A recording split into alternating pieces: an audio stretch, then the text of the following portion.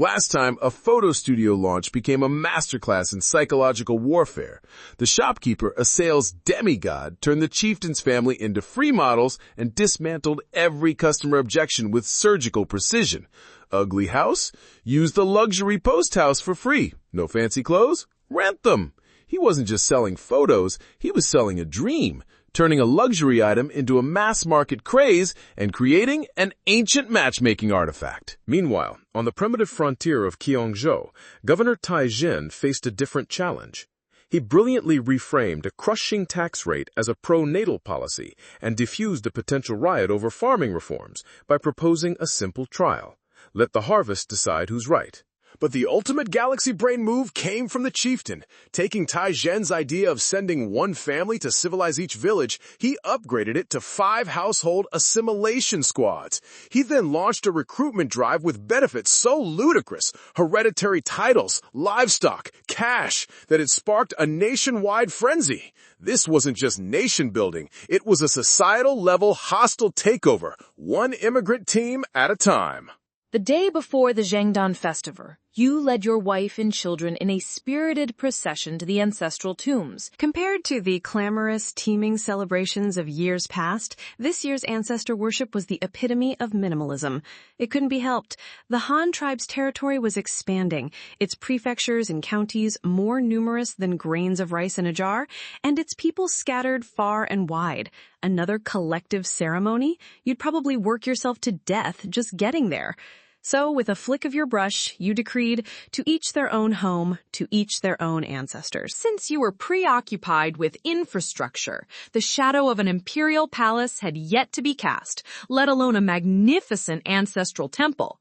Your sacred site for ancestor worship was in fact a pitch-black cave outside Hanyang City, the tribe's very first starter village. Heaven knows how many generations of Han ancestors had inhabited this cave. It could just about pass as a 5-star sanctuary for nostalgia. You led your family inside. The cave had recently undergone some fine renovations. In the deepest part, where a beam of light pierced the darkness from an opening above, you had ordered a massive stone tablet to be noisily chiseled out, a luxury spirit tablet for the ancestors. In front of the tablet, a few plates of offerings already sat in solitude, looking as though they had been there for 2 or 3 days. The fruit peels were starting to curl. You couldn't guess which eager beaver had come to pay respects so early, but the number of people qualified to be here could be counted on one hand. It had to be Cripple, Hercules, or maybe Feather, all old pals who used to make mud pies with you in this very cave. Your 3-year-old son, Lo Sheng, tagged along like a shadow, tugging at the corner of your robe, his dark, glassy eyes curiously sizing up this old, rustic, chic dwelling. "Daddy, you lived in the shabby cave when you were little?" "Shabby cave? This was your old man's sea view villa. See that flat patch of ground? My Simmons mattress. Just needed a layer of grass. And over there, the rabbit hutch I built with my own hands. A limited edition." Your daughter, Lo Lan, wasn't buying it. She stared at the bark cave walls and the somewhat eerie stone tablet, her little face paling as she clung tightly to your leg, refusing to take another step. "Daddy, I'm scared. Hold me." There, don't be afraid. We're just bringing our ancestors some delicious food. We'll kowtow a few times and go right home, okay? You ruffled the 2 little ones' hair, took the food box from your wife, Xiao Die, and laid out the steaming dishes one by one with a clatter before the stone tablet. Then you took a basket from Jian Ying and piled on the dried fruits and candied treats. In a bronze incense burner, the ash was nearly overflowing. Clearly, the tribe's retired old elder was a frequent visitor. The old man's only key performance indicator these days was enjoying his golden years. He would either find the rat shaman for a game of chess and some tall tales, or wander back to this old cave to sweep the floor, light some incense, and chat with the ancestors.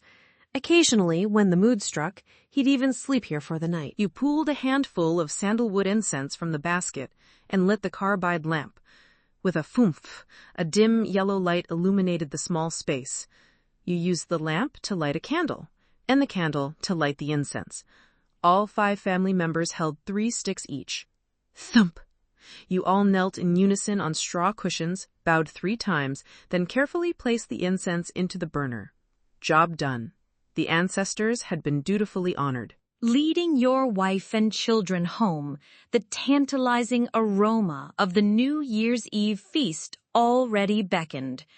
At noon, you and the 2 kids had huffed and puffed while making rice cakes, and the evening promised steaming dumplings and the traditional entertainment of exploding bamboo. Of course, this exploding bamboo had nothing to do with actual firecrackers. It was purely a matter of tossing dry bamboo stalks into a bonfire and letting them burn until they crackled and popped. The sound was much like burning firewood, only bamboo had a louder voice, which sounded more festive.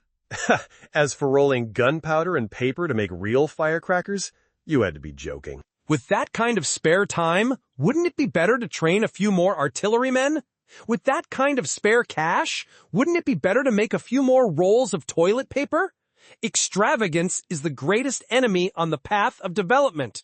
The next morning was the Jiangdan festival. Before the sky had fully brightened, your 2 kids shot out of bed, buzzing with an energy that could rival a soldier charging into battle. Why? Because Mom and Dad had promised new clothes, endless good food, and most importantly, Dad was giving out red envelopes. Although the 2 little ones were never short of new clothes, they were none the wiser, easily duped by the gimmick of a festival exclusive. Tang Yao was also spending the new year at your home, with both your official wives, Xiao Diai and Zan Ying, pregnant with their second children and finding it difficult to move around. Tang Yao was the only agile woman left in the house besides the maids. She had been spinning like a top since early morning, shuttling between the back kitchen and the maids, organizing meals for the entire household. Seeing the 2 little masters were up, she could finally catch her breath. She and her mother changed into brand new clothes and took their seats at your dining table. In the dining hall, you sat firmly at the head of the table, exuding the imposing air of the patriarch. Cao Dai and Zan Yang sat on either side, with their children. Tang Yao and her mother sat opposite. The arrangement had the distinct feel of a tribunal. Before the chopsticks even moved, Cao Dai and Zan Yang exchanged a knowing glance and nudged their respective children. The 2 little schemers immediately slid off their chairs with a swoosh and lined up before you. Father, your son wishes you a happy new year. May you live 100 years. As the older brother, little Wo Cheng, took the lead, dropped to his knees with a thud and knocked his head on the floor. Then, as if presenting a treasure, he pulled a neatly folded piece of red paper from his clothes. Father, this is my gift. You took it and had a look. Good heavens! On the red paper were 100 fortune characters written crookedly with a brush, the handwriting like something a ghost might scrawl. Who knew how long the boy had locked himself in his room to create this? You chuckled and accepted the 100 fortune scroll, pulling him up. Good son, get up. Dad has a big red envelope for you. Go buy some candy. But you're over 3 now. You need to start paying attention to your lessons, not just playing all the time, you hear? Okay, Dad. Thank you, Dad. Little Lusheng nodded quickly, joyfully accepting a brocade pouch. Inside were only 6 silver coins, but the little guy, having no concept of money, was already beaming. He mimicked the adults, hanging the pouch from his belt and grinning foolishly. Next, Lorlan trotted forward on her short legs and followed suit, kowtowing and offering greetings. Daddy, Lanner wishes you a happy new year too. I hope Daddy marries Auntie Tang soon and gives me a little sister. Daddy, this is my gift. The little girl's gift was also nice, a neatly transcribed poem. But that blessing, why did it sound so very wrong? The entire room fell silent. The air seemed to freeze. You little rascal, who taught you to say that? A mix of amusement and exasperation on your face, you poked your daughter's little forehead. Lulan's face immediately crumpled, her big eyes welling with tears. She first looked at her mother, Jan Ying, then at Auntie Xiaodie, and finally cast a pleading gaze at Tang Yao across the table. At that moment, Tang Yao's face was so red it looked like it might bleed. She wanted to bury her head in her rice bowl, but the corners of her mouth twitched, suppressing a smile, and her mother beside her wore a proud, knowing grin that screamed, "That's my girl." Well, case closed. It was a group conspiracy. Seeing Lulan's pouting lips on the verge of a full-blown cry, you sighed inwardly. Fine. You'd made your bed, now you had to lie in it. You reached out, scooped the little girl up, and placed her on your lap. All right. Daddy loves his little princess's gift the most. Daddy has a big red envelope for you, too. Go buy some treats, okay? Okay, thank you, Daddy. Laurelan took the pouch, gave you a loud smack of a kiss on the cheek, then carefully hung the pouch from her belt as well. With the junior members' surprise segment over, you raised your cup and cleared your throat. Come, let us drink this toast. May our Han tribe have a bountiful harvest of grains and livestock this year, and I wish my 2 beloved wives a smooth delivery. Xiao Die and Zhan Ying beamed, raising their cups of tea to celebrate with everyone. Across the table, Town Yao was particularly shy today. The moment her eyes met yours, they would dart away like a startled rabbit, her cheeks flushed crimson.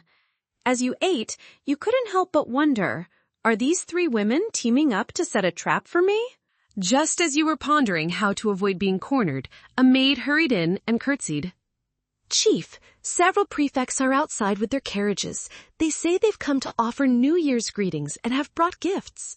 You raised an eyebrow. Oh, bringing gifts to wish me a Happy New Year? Interesting. Let them in.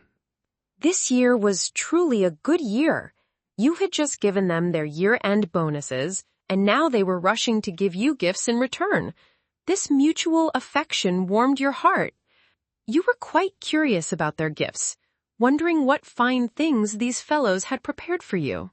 Cradling the still-giggling Luolan in your arms, you stood and walked toward the living room entrance, ready to personally welcome this first wave of gift-bearing good cadres. Good grief! The family palace drama hasn't even finished its run, and the workplace political thriller has already shown up at the door. The protagonist's halo is something else. The flag at home stands tall, while the banners outside flutter. The daughter runs assists, the wives are the masterminds. This is a high-level play. Look at that expectant gleam in his eyes. He's not looking forward to the gifts, he's looking forward to the feeling of being worshipped. Men, huh? You had heard that several prefects were arriving in a group, but you never would have imagined that the first to step through the courtyard gate would be Cripple. The man was dressed in a brand-new brocade robe, a glossy, sleek fox fur scarf wrapped around his neck, looking for all the world like a nouveau riche squire making a trip to the city. Following him were his rather shy wife and a 4-year-old tyke who was curiously looking this way and that. Back in the day, Cripple had been a classic old bachelor. That leg of his had cost him a fair share of marital prospects. But who could have predicted the Han tribe's fortunes would flourish as they had? Figuring he'd need someone to pour his tea in his old age, he found a widow to share his life with, never expecting the old tree to blossom anew and produce a strapping baby boy. Cripple was usually so busy he barely had a moment's rest, and opportunities to see you were rare. Today, he limped forward, his face creased in a grin as wide as a blooming chrysanthemum. The moment he saw you standing at the door holding your daughter, he practically scrambled over, bowing deeply. Chief! Cripple wishes you a happy new year. May you live a long life and be blessed with many children. His wife, a simple and honest woman, said nothing, merely following her husband's lead with a shy curtsy. You laughed, stepping forward with your daughter and pulling him up with one hand. Well, look at you, Cripple. That leg seems to be serving you much better. Cripple stood up straight, his voice booming. Thanks to you, Chief. It's the same as ever. It'll never be good as new, but it doesn't stop me from walking or living my life. Your daughter, Lulan, was a natural social butterfly. Seeing Cripple's smiling face, she wasn't shy at all, cupping her little hands in a respectful gesture. Happy New Year, Uncle. Lanner wishes you a Happy New Year. Cripple was so delighted his eyes nearly disappeared into his grin. Oh, my dear Lonair, isn't this the prettiest little girl in our entire Han tribe? Seventh sister, quick, give Lonair her red envelope. A bright red pouch was handed over. Lowland blinked her big eyes, looking from the pouch to you, her face a mask of adorable indecision. Cripple tucked the pouch into her small hand. Go on, take it, Lonair. This is from your uncle. Your daddy won't say a word. You smiled and nodded. If Uncle gives it to you, you should accept it. Quick, thank your uncle. Thank you, Uncle. Her face immediately lit up, her eyes crinkling into happy little crescents. Just then, Tong Yao, Xiao Di, and Jian Ying came out with Lo Cheng in tow. Naturally, little Lo Cheng also received a red envelope from Cripple, and you didn't stop him. The Cripple of today was a man of means. A red envelope for the children was nothing to him. Besides, in terms of bloodlines, your two kids were actually related to Cripple. Back in the day, the Han tribe was just a handful of bachelor gentlemen. It would have been stranger if they weren't in some way. After a round of pleasantries, you gave him a mischievous wink and teased. I hear you brought me a gift. Don't tell me it's actually a stone basin. Cripple's weathered face flushed a sudden, deep red. He chuckled. You still remember that, Chief? Who uses those things anymore? You're the one who led us to these good times. I wouldn't dare show up with a stone basin. Oh, so what is this treasure? Your curiosity was piqued. I prepared a pair of porcelain vases for you. They're not useful for anything, just nice to look at. Your home is large, so there's plenty of room to display them. Cripple declared, then waved a hand toward the gate with a voice full of vigor. Men, bring in my 2 porcelain vases. You raised an eyebrow. Well now, this fellow had come a long way. The stubborn mule who was once determined to grind a stone basin was now dabbling in fine art, and they had to be brought in. Could it be that he'd fired you a massive water vat, something one person couldn't even move? The next moment, 8 guards entered the courtyard with grunts and groans. In 2 groups of 4, they carried enormous objects wrapped tightly in wooden frames and straw mats, one in front, one in back, 2 of them. My God. This is a porcelain vase? You could hardly believe your eyes. A vase that took 4 men to carry? Was this a vase or a missile? Set it down, set it down. Just put it here for now. Narrator. Cripple directed the guards to place the objects securely in the center of the courtyard. He stepped forward himself and in a few deft movements untied the straw matting. When the layers of wrapping were peeled back to reveal a colossal vase, as wide around as a man and a full 1.8 meters tall, everyone in the courtyard sucked in a sharp breath of cold air. They were all stunned speechless, their jaws practically on the floor. Who among them wasn't a top dignitary of the Han tribe who hadn't seen porcelain? But porcelain this large? They hadn't just never seen it, they'd never even heard of it. In your past life, you'd seen similar large decorative pieces in hotel lobbies, but none so grand and towering. You never would have thought that Cripple, in this era, could fire such a heaven-defying creation with his own 2 hands. Ignoring the crowd's astonishment, Cripple turned and unwrapped the second vase. It was identical in size and just as exquisitely beautiful. Chief, this is the New Year's gift from everyone at our kiln. That fellow Six Finger mixed the clay himself, I designed the shape, the Wynn brothers painted the illustrations, and I personally oversaw the firing. We fired 10 in total, and only these 2 were perfect. The rest, any that had the slightest crack or uneven glaze, I smashed them. You've all put your hearts into this. You've all put your hearts into this. Overcome with emotion, you stepped forward. Does this pair of treasures have a name? I'm just a kiln worker. I barely know a handful of characters. How would I know how to name them? How about you give them a name, Chief? Cripple scratched his head in embarrassment. How about you give them a name, Chief? All right, let me have a look first. You nodded, and holding your daughter, began to circle the pair of miraculous vases, Both were of the same design, a small base, a round belly, and a slender neck.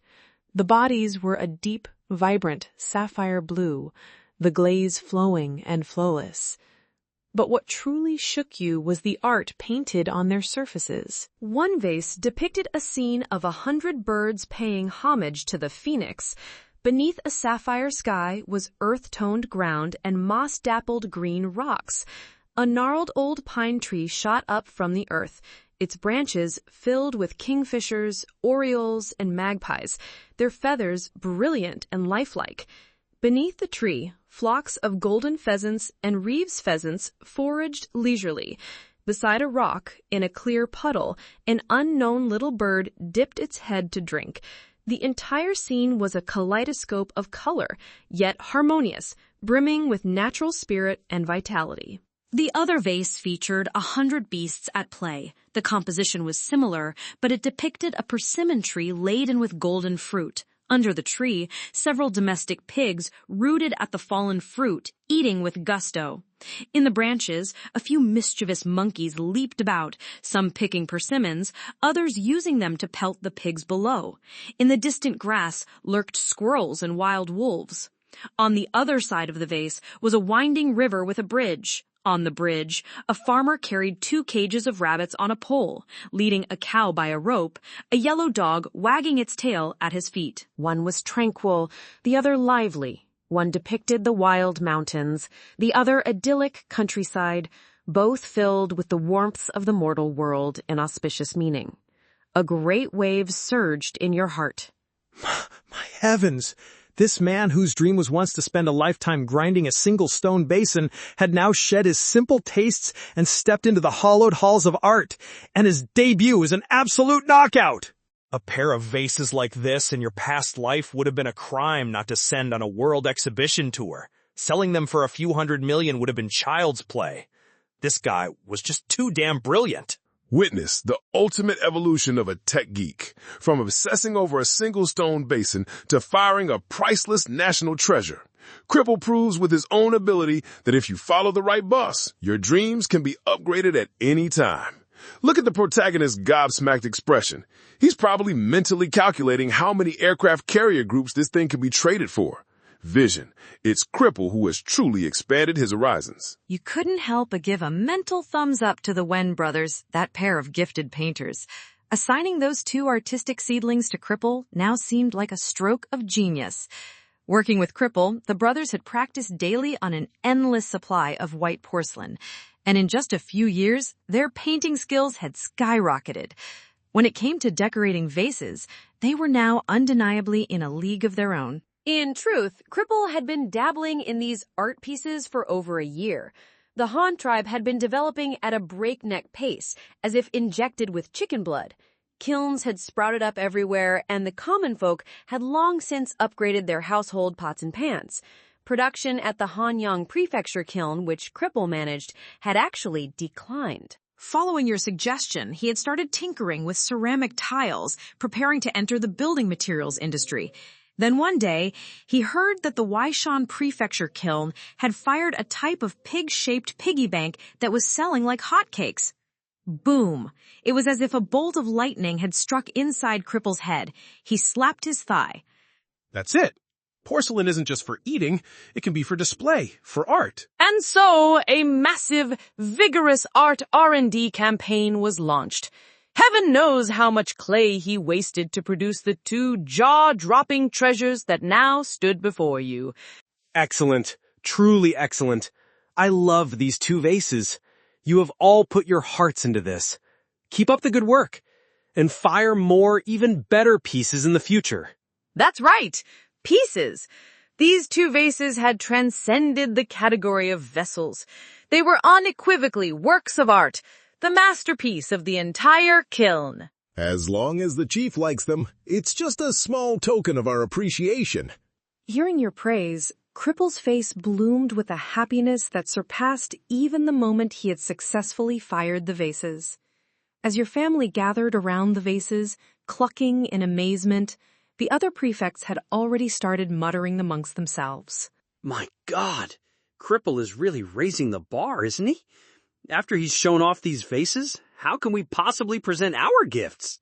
Exactly. My little something, compared to these treasures, it's practically flea market junk. I just hope the chief won't be disappointed. Your ears were sharp. You heard every word. You were already happy they had come to pay their respects, so how could you possibly be disappointed?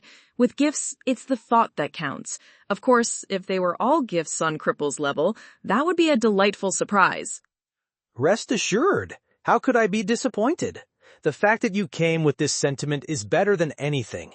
Even if you had brought a few pieces of homemade New Year's rice cake, I'd still eat them happily. Hearing you address them, the men immediately fell silent, snapped into a single file line, straightened their clothes, and bowed in unison. Your humble servants, Jing Yen, Shi Sin, John Dun, and Yoon Ji pay our respects to the chief. May you expand our territory by 10,000 li and unify the lands. You raised an eyebrow again. Hey, these guys are something else. Did they rehearse their lines outside? Their blessings were identical. Good. A fine expand our territory by 10,000 li and unify the lands. I have the confidence to do it.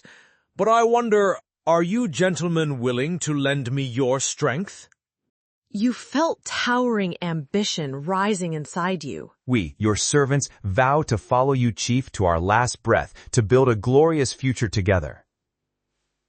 Jing Yan was the quickest to respond, and the others hastily followed his lead.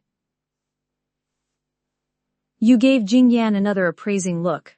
Eloquent and quick-witted, a promising talent. Ha! Excellent. Your words are worth more than any gift. Don't worry, even if you really did bring me rice cakes today, I'd still eat them all. You jest, Chief. My family hasn't made rice cakes this year, but we acquired a few curious stones some days ago. I dared not keep them for myself, and have brought them specially to offer to you. Though they cannot compare to these two treasure vases, they have a certain charm. With a wave of his hand, his attendants carried in a large wooden chest. Click! The lid opened and the dazzling colors inside nearly blinded you. On the very top lay a piece of raw emerald, the size of a large sea bowl, translucent green throughout. It was almost as big as a volleyball. Good heavens! A piece of top-grade emerald this large, even as a raw stone, was priceless. That kid Jing Yan was smart. He hadn't had it processed, leaving the decision of what to do with it to you. Not bad at all. This can't have been easy to find, right? Do your coal mines produce this stuff too? In response to the chief, this was a family heirloom presented by a newly submitted tribe a couple of months ago. Such a treasure is fit only for the chief to possess. Men, move everything inside, and these two porcelain vases, just place them in the corners of the living room for now. Next, Jian Dun, the prefect of Muye Prefecture, stepped forward. Chief, I have no jade or porcelain, just a lion skin and a bear skin. A few days ago, during the holiday, the men from my prefecture office organized a hunt. We got lucky and took down a bear and a case lion. Also, we found 2 lion cubs. If the chief fancies, you can raise them for fun. His gift was certainly a bit down to earth. In this day and age, were you really lacking in animal pelts? But the 2 cave lion cubs were a novelty. A young man walked in carrying a basket lined with cotton and fur, from which came the faint, mewling cries of "Arwoo! Arwoo!" You felt a headache coming on. What am I supposed to do with these? I'm not running a zoo. Your son, Lo Chang, however, had eyes shining like stars. He dashed over with a swoosh and began poking and stroking the 2 little fur balls who hadn't even opened their eyes yet, having the time of his life. Well, they could be your son's toys for now. Good. I like this gift too. I'll accept it. Finally, it was the turn of Shi Xin, the prefect of Luoyang Prefecture. He had his men bring forward an exquisite model ship. Shi Sin, I had my people build a model of a new type of sailboat named Flying Fish. It's faster than any ship we currently have. I hope the chief likes it. Your eyes lit up.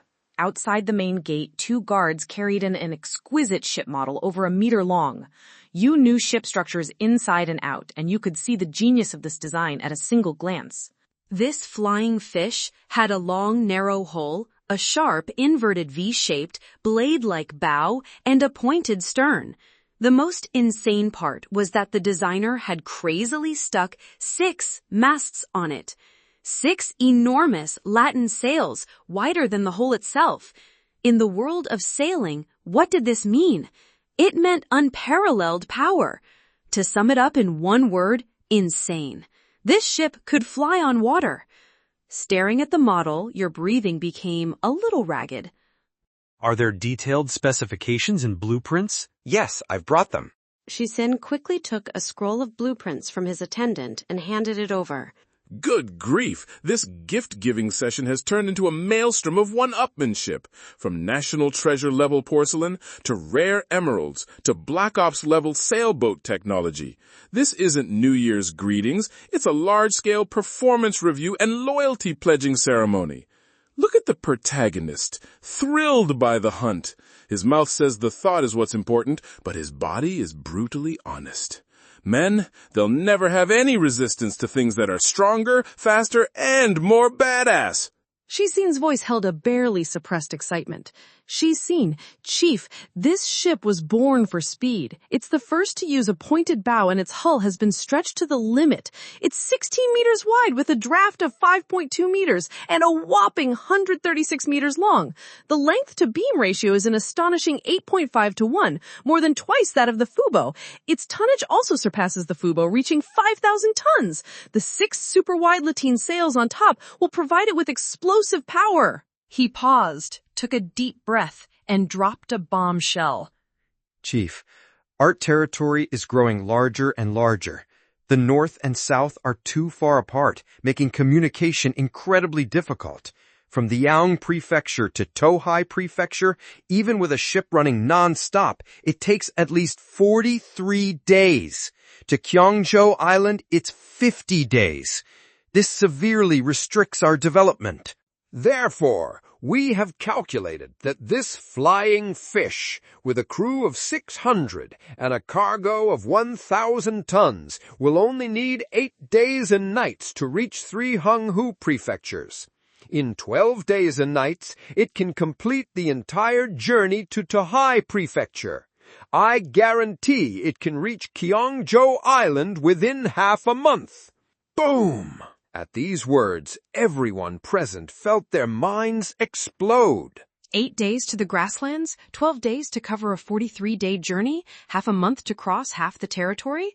My heavens, was this a boat? It practically flew on water. If it truly possessed such incredible speed, the entire Han tribe's north-south transportation would instantly upgrade from a green-skinned train to a high-speed maglev. The significance far outweighed even the national treasure porcelain vases. Compared to everyone else's shock, you were much calmer. This flying fish was nothing but an ancient version of a clipper ship. High length to beam ratio, streamlined design, multiple masts, everything sacrificed for speed.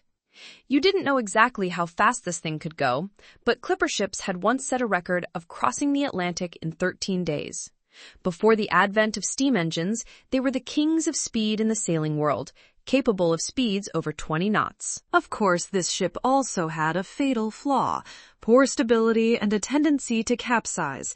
It was fine for transport, but as a warship? What a joke. A single broadside volley would cause enough recoil to flip it over. Still, you weren't counting on it for battle. You meticulously examined the blueprints before speaking. I like the ship very much. I am pleased that you've put such thought into the tribe's transportation issues. However, I have a few suggestions. This ship is only suited for the open sea. It won't work on inland rivers.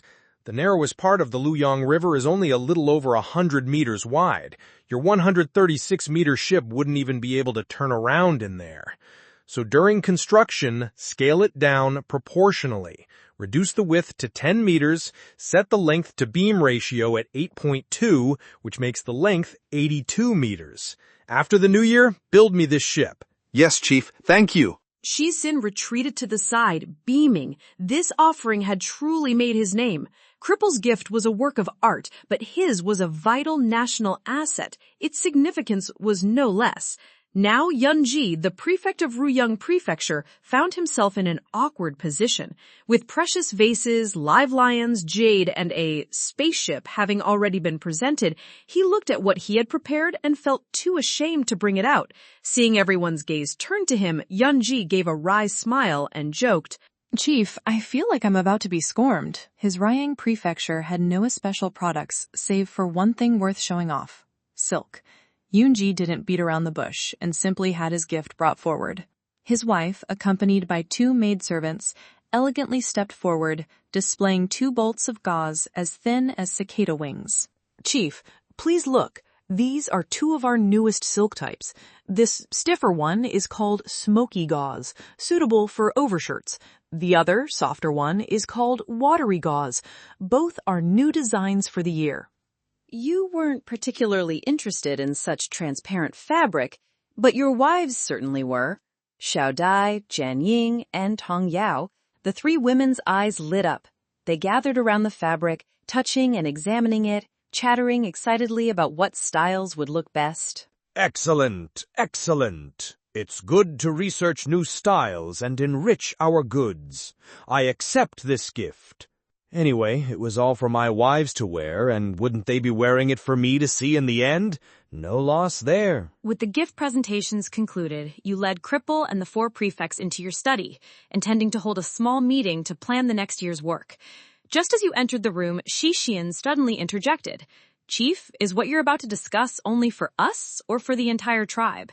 If it concerns everyone, perhaps we should wait a bit longer. I saw Lu Guanzhu yesterday, and he said he's coming to pay his New Year's respects today, too. Cripple chimed in. That's right, Chief. Hercules also said he's coming. If there's no hurry, let's wait a while. All right, then we'll wait. You nodded and led the prefects, who eyed your large house with envy, on a stroll through the courtyard. If you want to live in big houses, I suggest you don't build them here. In a few years, we'll be establishing our capital in Tuhai Prefecture. When that happens, you'll all be transferred to the capital. So why not build a large one there directly? Our capital will be more advanced and grander than any city we have now. Jingyan asked curiously. Chief, I heard about building a capital 2 years ago, but why has there been no progress for over a year? Building a capital city is a huge undertaking. It's not that easy. Just preparing the materials will take several years. Timber, from felling to air drying, takes at least 3 years. Just wait for now.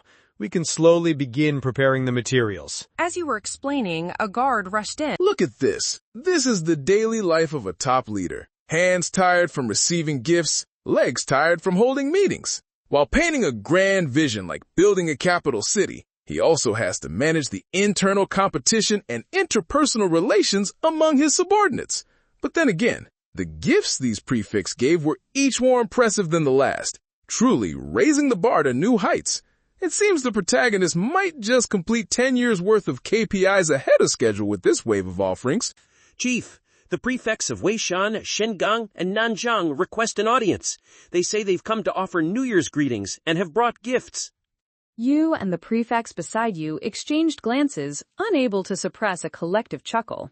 Good heavens, is this New Year's greeting procession a planned team-building event? All right, let 'em in. Yes, Chief. The guard left to carry out the order, and a short while later, Hercules, Lu Guangzhu, and Yang Yan strode in, a grand procession of their own. Trailing behind them was another group of people, and upon closer inspection, you saw that Ao Fei, Wen Nong, and the other bigwigs from the research institutes were among them. Was this a group visit to boost their presence?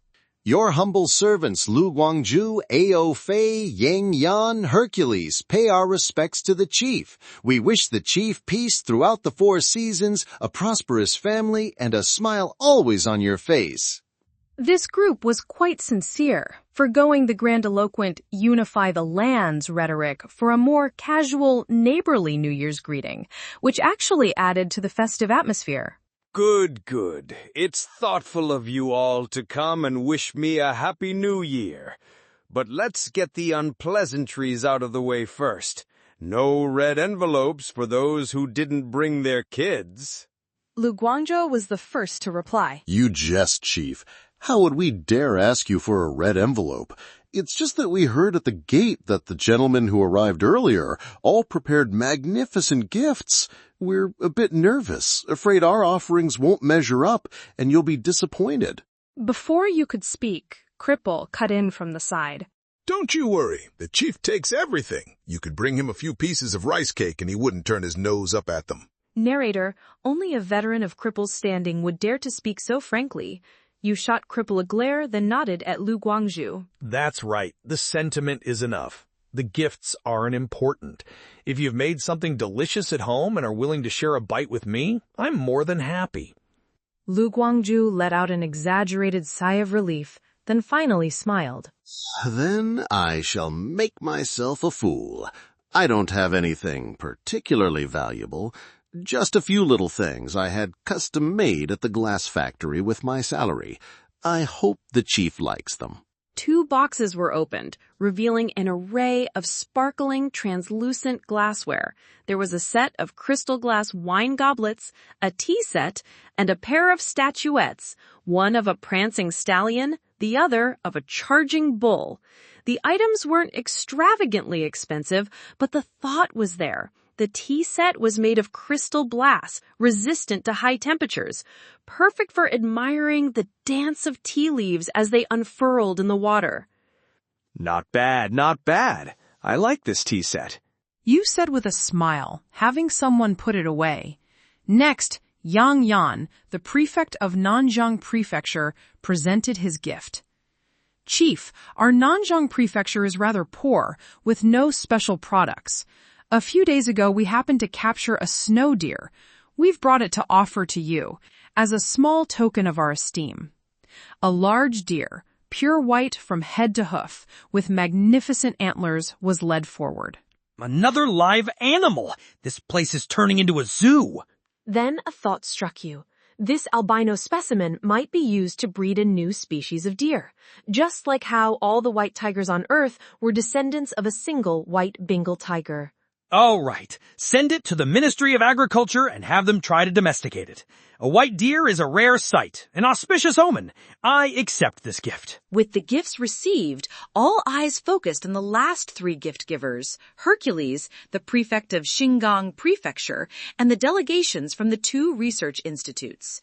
Hercules scratched his head with a goofy grin.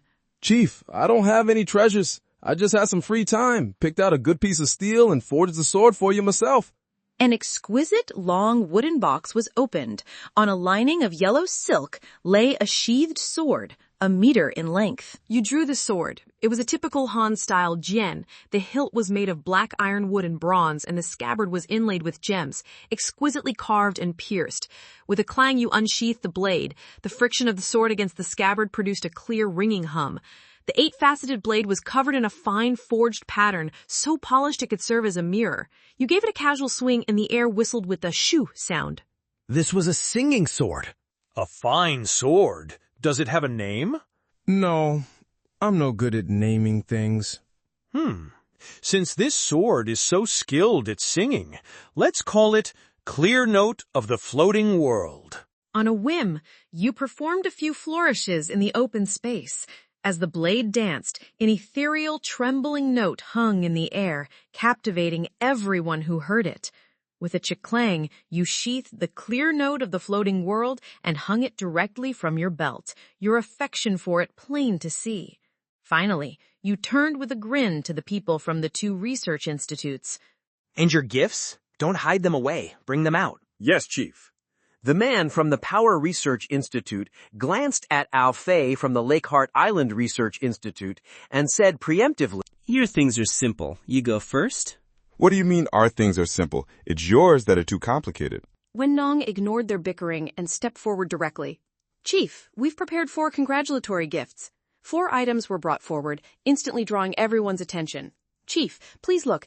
This is an hourglass. The white sand in the 2 funnels takes exactly half a shishan to run out. Oh, not bad. For telling time? Yes.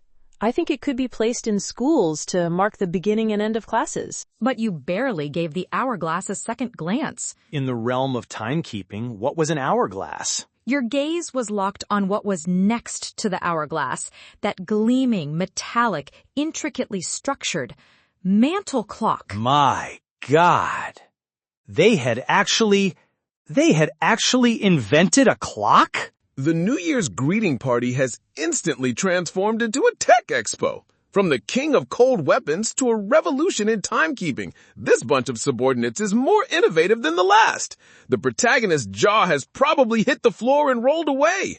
One moment, he's stunned by a pair of porcelain vases. The next, he's being slapped in the face with black technology. This thrill is more intense than a roller coaster. I just want to know, is someone going to pull out a steam engine next?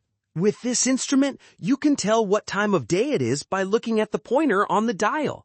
It's made of wood on the outside, and there are over 100 bronze gears inside. The gears are driven by the main spring, which also powers the pointer on the dial. It makes 2 full rotations a day, which is exactly 12 shichen. It needs to be wound once every 3 days. You leaned in for a closer look. Good heavens, this wasn't a clock face. It was a replica of a sundial, and it only had a single lonely hour hand, no minute hand, let alone a second hand. As for its precision, you could probably only guess the hour and the quarter hour.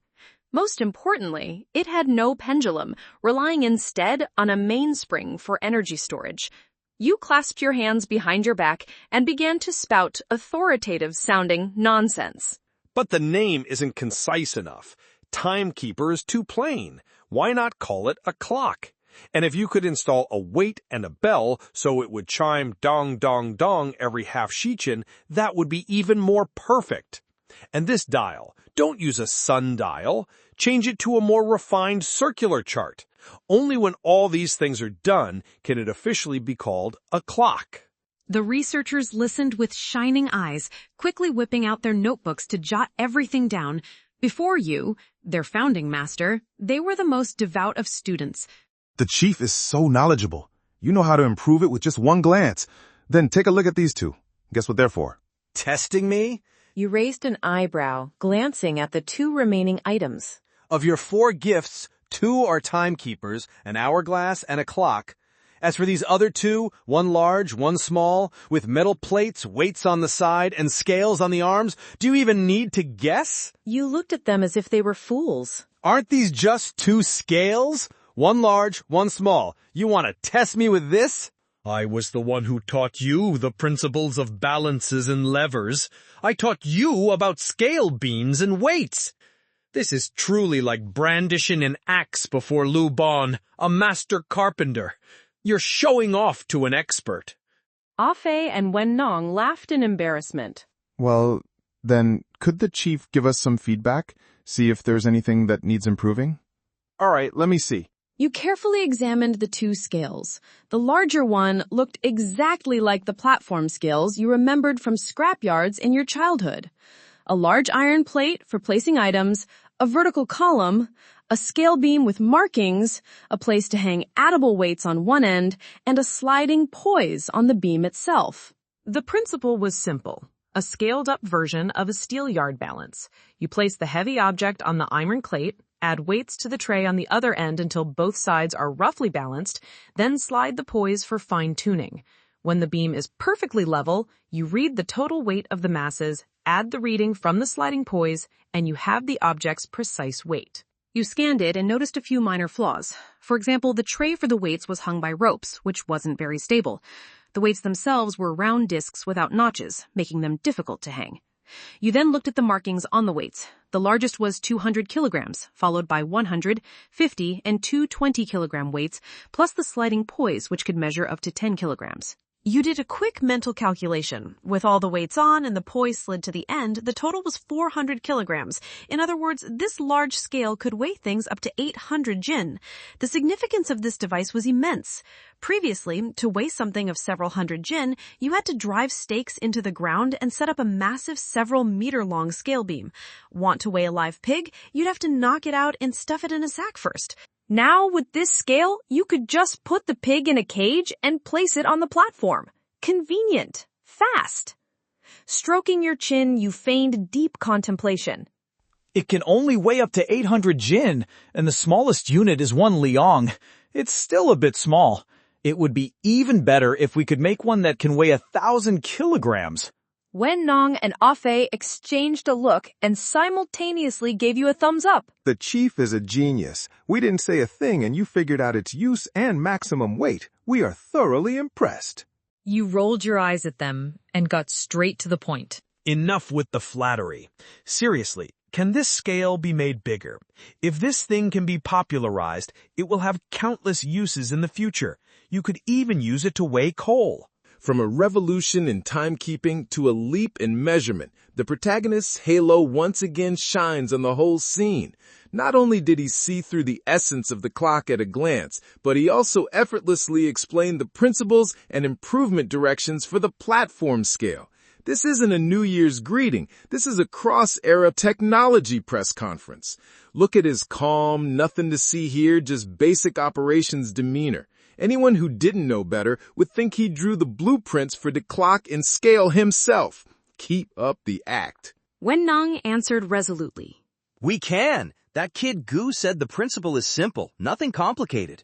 If the chief wants a bigger one, we just need to enlarge the platform, lengthen the beam, and add a few more weights. 1,000 kilograms? A piece of cake. The only thing is, you'll need to find a sturdy spot to use it. Otherwise, when 2,000 jin of weight pressed down, it would crush ordinary bluestone bricks. You nodded. That was true. The last thing you wanted was for the ground to collapse before the scale broke. This Gu Cheng you mentioned, is he the inventor? Is he here? Ao Fei rushed to explain. Yes, Chief, he is. These two scales, the large one is a platform scale, the small one a bench scale, were both invented by Gu Cheng. And that clock, it's also his masterpiece. The kid is an apprentice our institute just took on last year. His father is a carpenter, so he's been interested in these mechanical gadgets since he was little. He was supposed to come today, but the boy just came of age, and his family arranged a marriage for him. They took advantage of the New Year holiday. The two families put their heads together and got it done. Right about now, he's probably in the bridal chamber. You didn't hold back your praise. Excellent. Such a great achievement less than a year after starting. This kid is a real talent. Gu Chang, was it? I'll remember him. Let him enjoy being a bridegroom for now. After the festival, I will personally grant him a title and rewards. Rejuvenating the nation through science and education was, after all, your fundamental national policy. As you chatted enthusiastically with the researchers, the prefect standing by listened with a mixture of envy, jealousy, and resentment. Good heavens, these research guys were on another level. First photography, now clocks and platform scales. They could casually invent something and the chief would shower them with titles and rewards. Then they looked at themselves. Toiling away for a whole year, yet getting a promotion was as hard as ascending to heaven. The comparison was maddening. On the other side of the courtyard, the people from the Power Research Institute were also stunned. They had assumed they were the kings of the mechanical domain, but they never expected their old colleagues to have another trick up their sleeve, producing something so intricate and practical. But surprise was one thing. They were far from admitting defeat. When it came to power, they were still the undisputed masters. All right, that just leaves you, the Power Research Institute. Don't hold back. Let's see your treasures too. The head of the Power Research Institute, Lin Fei, stepped forward. This fellow had married into Big Tree's clan, and with his exquisite woodworking skills, he had thrived at the institute. He was now the top man at the Power Institute, known as the director of the Second Institute. Make Lin Fei sound clearing his throat with a proud and formal tone, making a grand announcement. Chief, we have completed the model experiment for the Fenjin prototype mining rail steam locomotive. This year's congratulatory gift is this very model set. We'd like to ask the chief to inspect it today. If there are no problems, we'll prepare to build the real thing. Oh, you've already made the model? A steam locomotive. This is the symbol of the Industrial Revolution. After working on it for so long, I'm finally seeing a glimpse of it. To answer the chief, this is no lifeless lump of metal. It is a real miniaturized steam locomotive. It can run, it can move. Otherwise, what would be the point of the experiment? Excellent, excellent. Shall we take it for a spin? Well, Chief, our model, it's a bit big. To demonstrate it, we'll need to lay down tracks. Do you think we could lay them directly in the courtyard? Would it ruin your lawn? How big is the model? How long are the tracks? Is it a hassle to set up? Chief, the model has a track gauge of 25 centimeters, a width of 32 centimeters, a height of 43 centimeters, and a length of 85 centimeters. It uses a miniature carbide gas boiler. It can pull 10 cars, and each car can seat one adult. Each car can seat one adult? Your mind was filled with question marks. Didn't you say it was a model? How can a person sit in such a small car? And it pulls 10 cars? 10 adults must weigh at least 1,000 jin, right? Can your little train even pull that? Of course. As I said, although it's a model, it's also a real train. It can run and pull people. If it couldn't even pull 1,000 jin, what the hell would be the point? Then tell me, how does a person sit in such a tiny car? Lin Fei immediately turned to the side, dropped into a squat, and struck the classic posture one takes when using a pit toilet. You ride on top of it. Holy shit! Mayville alert up ahead! The grand finale of the New Year's greeting assembly is finally here! From clocks and scales, we've leaped directly to a steam locomotive, and it's a brute force model that can carry people at high speed. Looking at the protagonist's thunderstruck expression, I can almost hear the whistle of the Industrial Revolution sounded in the courtyard.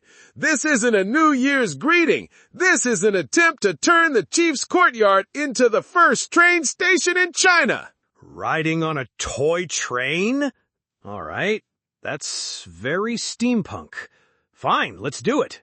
This courtyard is all yours for today. Lay it out as you see fit. Just don't block the way or cause any damage.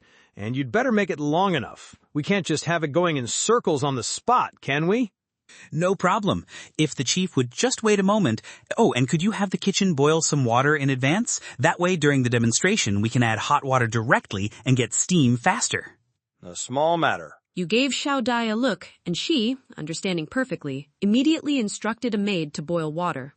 Lin Fei turned and left, and a short while later, 2 four-wheeled carriages creaked into the courtyard. One was loaded with boxes of various sizes, the sturdiest of which contained the locomotive. The other was piled high with ladder-like sections of prefabricated track. Lin Fei led a team of craftsmen and got to work with gusto in your courtyard.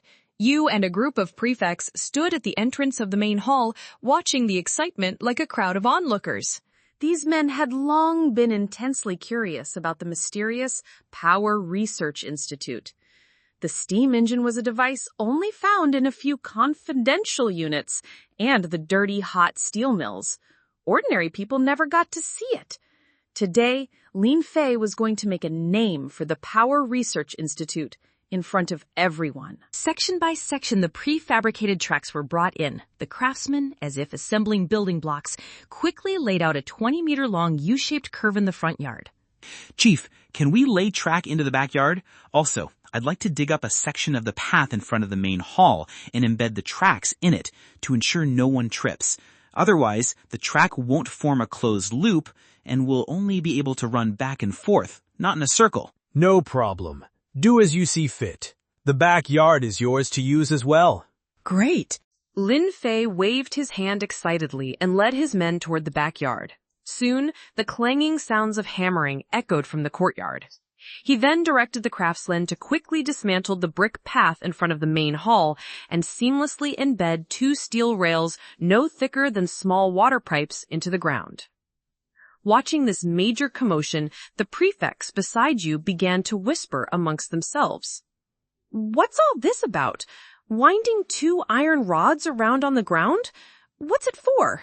It looks like a children's toy. What great use could it have? A toy? This toy is a fine thing. All of you, watch carefully. When the chief tells you to build this thing in your own prefectures, don't say you don't know how. Hearing this, they all frowned. This thing, every prefecture has to build it? Jingyan quietly sidled up to Hercules and asked in a low voice, "Brother Li, what exactly is this? Please enlighten me." Seeing it was him, Hercules smiled and reminded him. Prefect Jing, you better pay attention. If this thing gets built, the mines in your prefecture and mine will definitely be the first to be equipped with it. For mining? Jingyan's interest was immediately piqued. The surrounding prefects also immediately pricked up their ears. Hercules didn't keep them in suspense, since everyone would see it in a moment anyway. This thing is a type of vehicle. It can only run along these 2 iron rails. See those boxes over there? The vehicle is inside. Jingyan continued his inquiry. It can only run on rails? Isn't the cost too high? What's the advantage? Hercules puffed out his chest proudly. Advantages? There are plenty of them. First, it doesn't need people to push it. Second, it doesn't need animals to pull it. It runs faster than a horse and pulls more than an ox. What do you say? Is it good or not? Shi Shen, the prefect of Luyang, was the first to react, exclaiming in amazement. Push, doesn't need people to push, runs faster than a horse, and pulls more than an ox. Wouldn't that make it a boat on land? Slap. Hercules smacked his palm down hard. Brilliant! The prefect of Liuyang's analogy is perfect! Narrator scanned the crowd. You've all seen sand tables and ship models, right? The railway before you is like a river, and that steam locomotive is like a boat. A boat can only travel in a river, and this train can only run on the tracks. Just think, if we expand this railway 1,000 times over and build a bigger vehicle to put on it, how awesome would it be for transporting people and goods? The crowd was only half understanding, but they all grasped the importance of this thing from Hercules' analogy. A boat on land? The value and influence of this thing could absolutely not be underestimated. While everyone was buzzing with discussion, Lin Fei and his team had already finished laying the tracks. From what the hell is this to holy crap, that's amazing. All it takes is one vivid analogy. Hercules' cultural outreach just elevated the importance of the steam locomotive to a strategic level. Watching this group of prefects go from disdainful to wide-eyed, I can almost see the magnificent blueprint of a future railway network spreading across China. The way the protagonist shows off, it's subtle, yet sure-thashering. High level, truly high level. Riding a toy train? All right, that was very steampunk. You waved a grand hand. Fine, let's do it. This courtyard is all yours for today. Lay it out as you see fit. Just don't block the way or cause any damage. And you'd better make it long enough. We can't just have it going in circles on the spot, can we? Lin Fei rubbed his hands together in excitement. No problem. If the chief would just wait a moment. Oh, and could you have the kitchen boil some water in advance? That way, during the demonstration, we can add hot water directly and get steam faster. A small matter. You gave Xiao Die a look, and she, understanding perfectly, immediately instructed a maid to boil water. Lin Fei turned and left, and a short while later, 2 4-wheeled carriages creaked into the courtyard. One was loaded with boxes of various sizes, the sturdiest of which contained the locomotive. The other was piled high with ladder-like sections of prefabricated track. Lin Fei led a team of craftsmen and got to work with gusto in your courtyard. You and a group of prefects stood at the entrance of the main hall, watching the excitement like a crowd of onlookers.